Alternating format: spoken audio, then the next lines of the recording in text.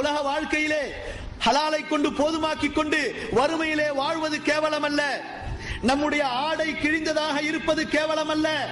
நம்முடைய வீடு சிறிய வீடாக, நம்முடைய வீடு வசதியற்ற வீடாக இருப்பது கேவலம் அல்ல.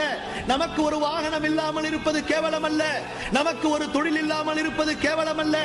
நம்முடைய இந்த உலக வாழ்க்கையில் நமக்கென்று ஒரு நிலை இல்லாமல் இருப்பது கேவலம் அல்ல. கேவலம் எது கேவலம்?